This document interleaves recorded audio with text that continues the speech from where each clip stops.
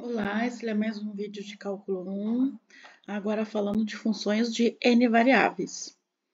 A gente vai fazer em cálculo 2, mais ou menos o caminho do cálculo 1 para a função de uma variável. Em função de uma variável no cálculo 1, nós vemos a introdução, o que é uma função, depois limites, continuidade, derivadas sucessivas e integrais.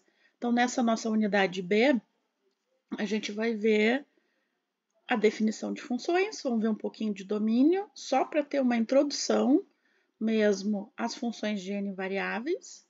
Depois nós vamos ver limites, continuidade, derivadas sucessivas e na próxima unidade a gente vai ver as integrais. Tá? Então, o que é uma função de n variável?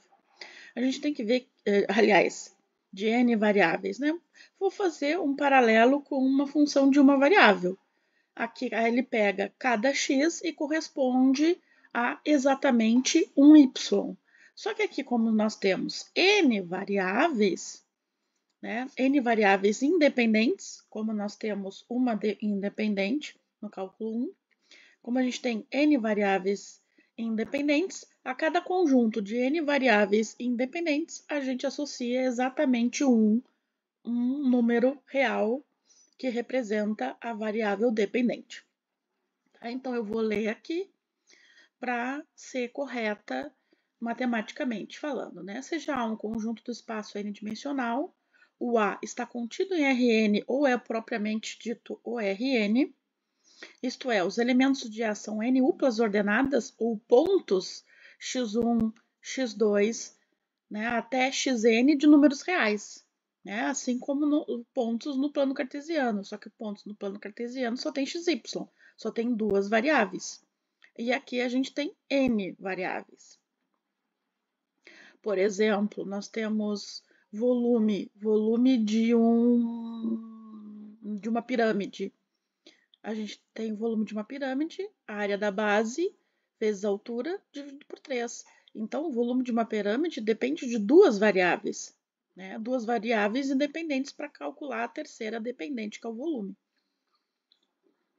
Então, se cada P do conjunto A associarmos um único elemento Z pertencente a R. Temos uma função f de A, aí a notação, A contido ou propriamente Rn em R. Essa função é chamada de n variáveis reais, denotada por Z igual a f de P, ou Z igual a f de x1, x2, até xn. Eu prefiro essa segunda aqui. O conjunto A é denominado domínio da função, da onde vão partir as variáveis independentes, assim como a gente define as variáveis independentes. Bom, vamos ver o que tem a ver é o domínio, como aqui do conjunto A é denominado domínio da função. Então, vamos definir domínio dada apenas a lei, pela lei. Como nós temos que chegar nos reais, a gente tem alguns problemas para chegar nos reais. Por exemplo, raiz quadrada, se for de número negativo, a gente chega nos complexos e não nos reais.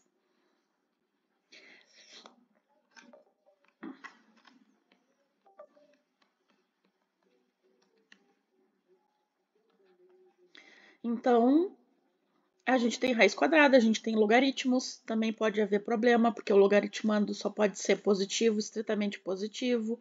A gente não pode ter quociente, a gente não pode ter uma variável no denominador, que ele não pode se anular. Então, esses problemas a gente tem que evitar. De que maneira? Por exemplo, definindo o A corretamente. De que maneira?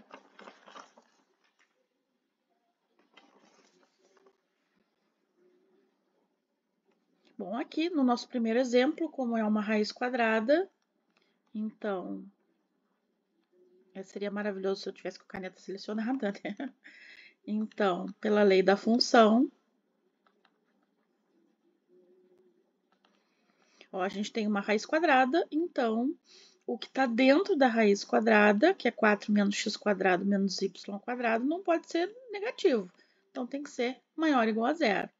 Então, uma maneira de escrever isso e de associar isso a algo que a gente conhece é colocar o x² e y² que está subtraindo de um lado para o outro.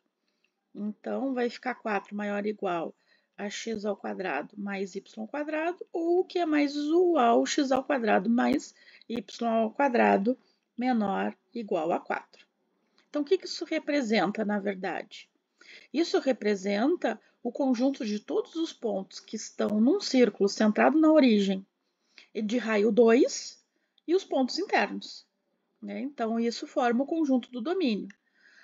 Mas para definir o A, a gente precisa dizer que são os pares ordenados x e y pertencentes a R2, porque aqui nós temos, né, duas variáveis independentes, tal que x² mais y² menor ou igual a 4. Isso já define o domínio. Claro que é bom a gente ter a percepção do que isso significa, né? Ah, mas como é que eu sei que é um círculo? Porque a equação de um círculo que a gente estuda no ensino médio, ou até mesmo em geometria analítica, eu passo um pouco, né, por cima da equação do círculo, porque na verdade o nosso enfoque maior é a elipse, x menos x0² y menos y0² igual a r², r sendo o raio. E o centro de coordenadas x0 e y0. Como aqui não tem nada acompanhando x² e y², quer dizer que o centro é o 0, 0, ou seja, a origem da função. A origem da função não, a origem do plano cartesiano. E aqui está o raio ao quadrado. O raio ao quadrado é 4, então o raio é 2. Então, vou definir isso como um esboço. Infelizmente, olha como meu eixo x, meu eixo y saiu torto. O eixo x nem tanto, né? Porque ele deveria ser um pouquinho melhor assim, né? Porque afinal o eixo x e o eixo y tem que fazer 90 graus entre si, né? Mas vai ser difícil aqui fazer um esboço de um círculo de raio 2. Então, todos os pontos que estão no círculo pertencem ao domínio dessa função e todos os pontos interiores.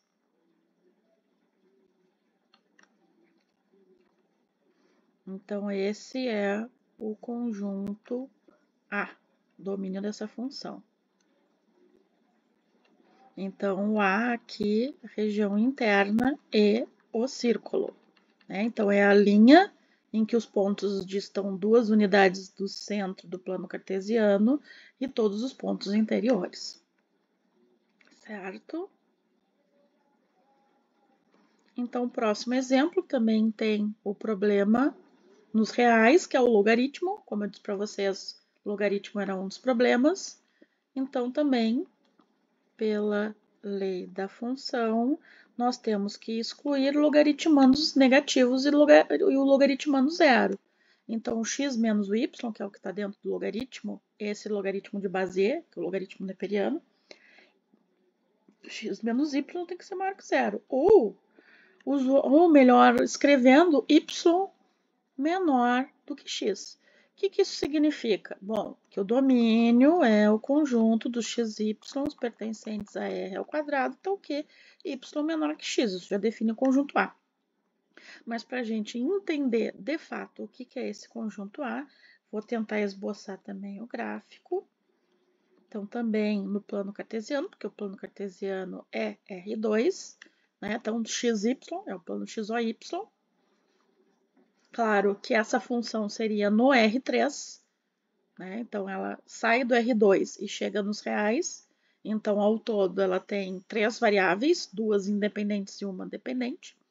Mas a gente faria o gráfico dessa função no R3. Por enquanto, a gente só tem a ideia do domínio. Ó, y menor que x, y não pode ser igual a x. Ó, y não pode ser igual a x. Então, eu tenho como referência a reta y igual a x. Só que a reta é pontilhada porque não pode ser, porque não existe logaritmo de zero, né? Se y é igual a x, aqui o logaritmo de x menos y vai ser logaritmo de zero. E logaritmo de zero não existe. Então, aqui pontilhado. Mas como y é menor que x, vai ser tudo abaixo dessa reta y igual a x. Tá? Esse é um pouco mais fácil de entender. O próximo e o último exemplo de domínio, né, é mais difícil, mas a gente resolve. Então, aqui também, novamente, definir quem é o A. Definir o A não vai ser grande problema, mas sim o que representa, né, qual é a região no plano cartesiano que representa esse A. Porque aqui, ó, nós temos o acúmulo de ter uma raiz quadrada e ela está no denominador. Então, não existe divisão por zero e não existe raiz quadrada de número negativo. Então, pela lei da função, nós temos que x ao quadrado menos y ao quadrado tem que ser exclusivamente maior do que zero. Não pode ser igual a zero por causa que ele está no denominador. Se a raiz tivesse no numerador, aí poderia ser igual a zero. Aqui, isso lembra um produto notável, que vai ser muito importante para a interpretação dessas regiões, da região que vai definir o domínio da função. Então, é o produto notável da soma pela diferença, então, que dá a diferença de quadrados, x ao quadrado menos y ao quadrado, então, é igual a x mais y vezes x menos y, que por sua vez tem que ser maior que zero. Então, novamente, para definir o A, sem problema nenhum, xy pertencente a r ao quadrado, tal que x mais y vezes x menos y maior que zero. Pronto, acabou o domínio.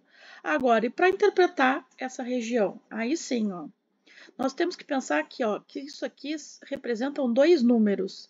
Por exemplo, A e B. E A vezes B é positivo se A e B têm sinais iguais.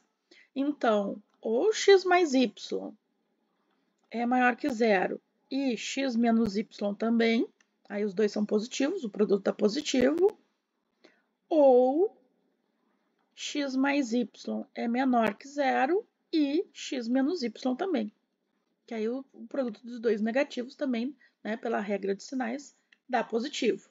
Então, o que representa isso? Vocês notaram que vai ser semelhante ao anterior, ó, x mais y maior que zero?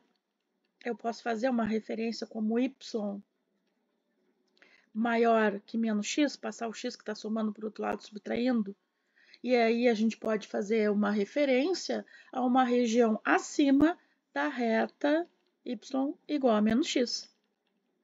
Então, essa primeira parte define acima de y igual a menos x. Mas tem que acontecer também x menos y maior que zero.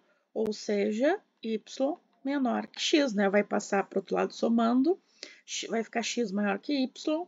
E, como é usualmente escrever y primeiro, y menor que x. Porque aí a gente assinala melhor que é a região abaixo da reta y igual a x. Então, isso aqui vai ser uma região que eu vou chamar de 1. Uma região 1 que faz parte do A. A outra, né, por causa do ou, vai ser uma união de duas regiões. A outra vai ser definida muito semelhante com a primeira, mas com x mais y menor que zero, ou seja, com y menor que menos x, ou seja, vai ser abaixo da reta y igual a menos x, e aqui y maior que x. Então, vai ser acima da reta y igual a x. Então, isso aqui, ó, vai formar a região 2. Então, vamos esboçar como será isso. Deixa eu apagar aqui, que tem um resquício que eu tinha feito antes e não apaguei. Então, eixo XY, eixo X, vou fazer a reta pontilhada, porque não pode entrar o igual, a reta Y igual a X, e a reta Y igual a menos X. Então, a região 1 é acima da reta y igual a menos x e abaixo da reta y igual a x. Ó. Então, a região 1 está aqui. Ó. E a região 2 abaixo da reta y igual a x, y igual a menos x, e acima da reta y igual a x. Então, tá, R2 está aqui, ó. Essas regiões também se estendem ao infinito, tá? E o A é igual a R1, união com R2. Espero que tenha ficado claro. Até o próximo vídeo.